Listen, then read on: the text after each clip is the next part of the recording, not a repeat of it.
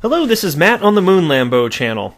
Ethereum XRP active addresses dropped by 18%, 67% respectively last week, which is the headline from a new piece from AMB Crypto. And upon reading that, my very first thought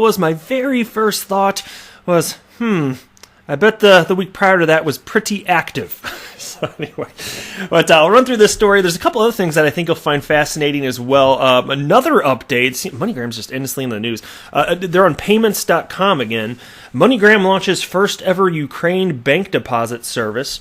And I'll wrap up the video with this piece, also from AMB Crypto. Bitcoin governance is quite centralized, says Harvard faculty associate. And I'll tell you what, Bitcoin, it's definitely no XRP. XRP is more decentralized than Bitcoin, damn it. So there we go. But hey, before we go any further, if you would please delicately tap that like button, and if you are a fan of Ripple and XRP, and you want to know why XRP active addresses are down 67% last week, go ahead and subscribe to the Moon Lambo channel. But, excuse me, sorry about that. I think the throat just started acting up. All right, blockchain data analytics firm Coinmetrics recently published the 35th issue of their State of the Network series of reports. In this issue, they spoke about the performance of cryptocurrencies like Bitcoin, XRP, and Ethereum over the week, and provided insights into Tether usage on different blockchains. The report shows Bitcoin had a relatively stable week with market capitalization, realized cap, transaction count, and number of active addresses fluctuating by under 3% over the week, right? So not terribly volatile in that sense, not a whole lot of action. Now, Ethereum saw a greater dip in usage, with active users dropping by 17.8% and number of transactions falling by 21.2%.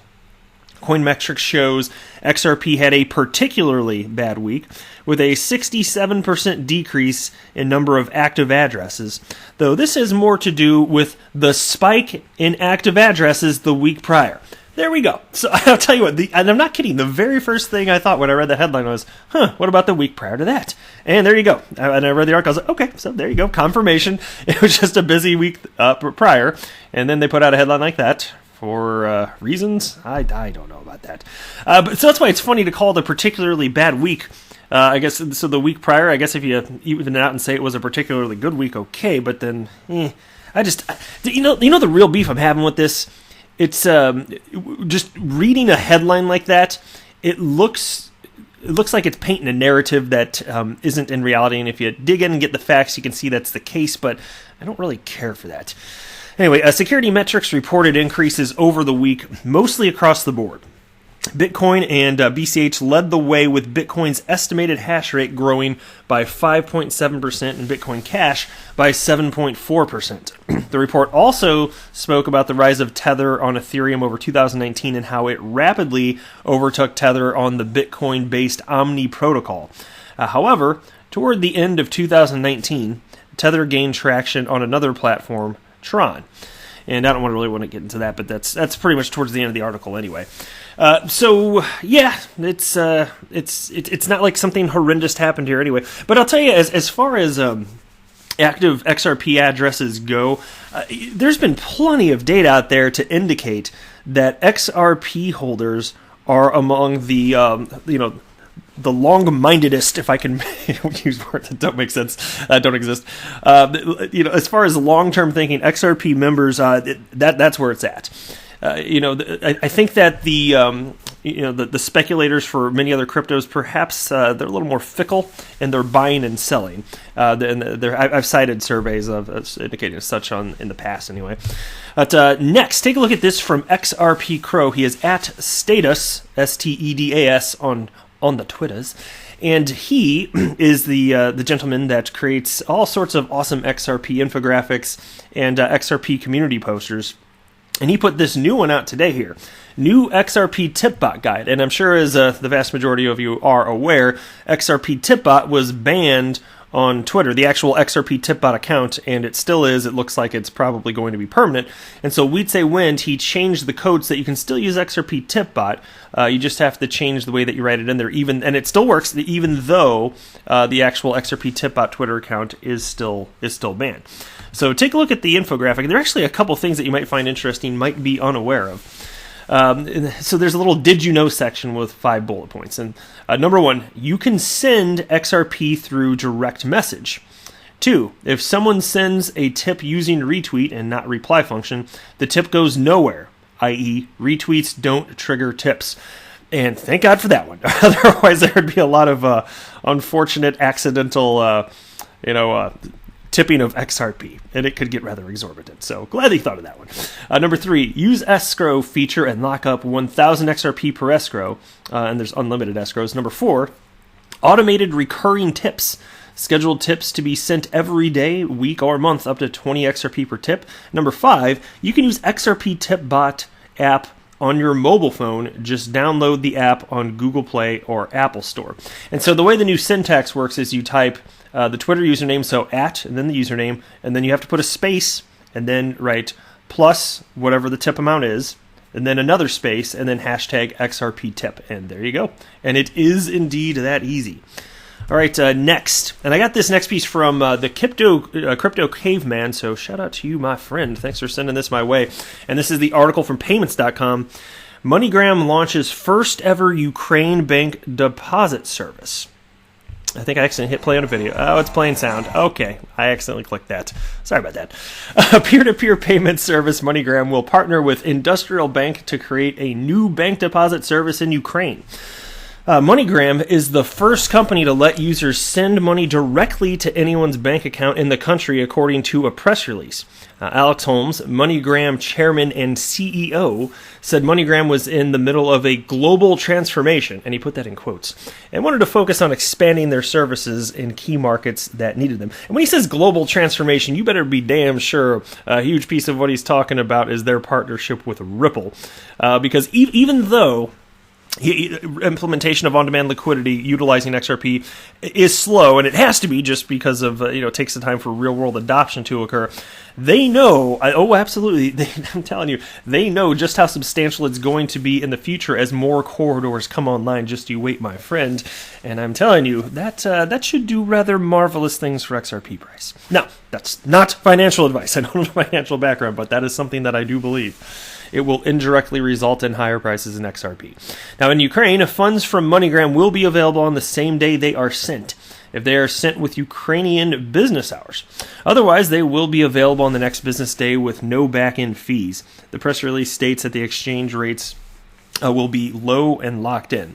And so the reason I want to highlight this, and I don't want to run through the rest of the article, it's just to kind of point out that MoneyGram really is seriously on a mission here. And we'll see if the rest of the stuff that they're going for in terms of kind of reinventing themselves. We'll see to what degree it's beneficial, but a huge part of that again was absolutely the partnership with Ripple, and they're think about this.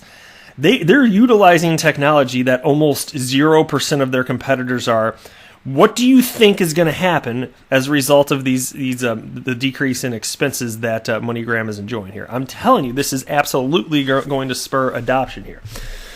Last piece here from AMB Crypto. Bitcoin governance is quite centralized, says Harvard faculty associate.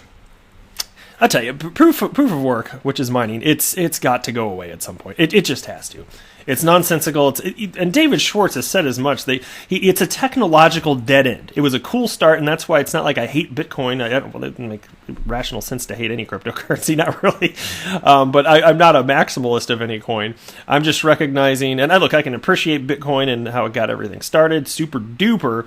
But can we just put Bitcoin in a museum and take care of it there? That's fine. You can dust it every day or week or whatever, and then just move on to more modern things. Technology that actually can be useful for something other than speculation in the real world.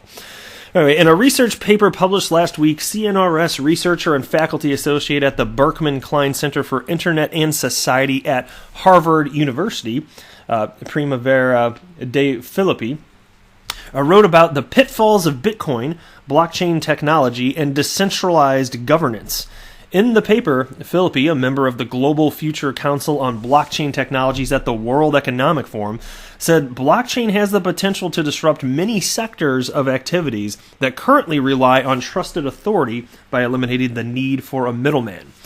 She stated that the most significant innovation of blockchain technology was that it enables us to experiment with new organizational structures that are, quote, more transparent and less hierarchical than we are accustomed to. However, she believes that there are limitations to decentralized governance and advocates claims that blockchain promotes autonomy. She subsequently pointed out that the last 2 decades have shown how decentralized collaboration makes it possible to achieve things that would be, quote, really difficult to achieve within a single company or organization. She further said that the problem with the traditional crowdsourcing model is that the value produced by the crowd is not shared equally between the platform and the contributors, and the blockchain can enable a more egalitarian redistribution of value between those who have contributed. However, she also stated that the governance of most blockchain-based networks or applications is highly centralized and that it is difficult to discern the actual degree of decentralization that characterizes these networks due to their pseudonymous nature.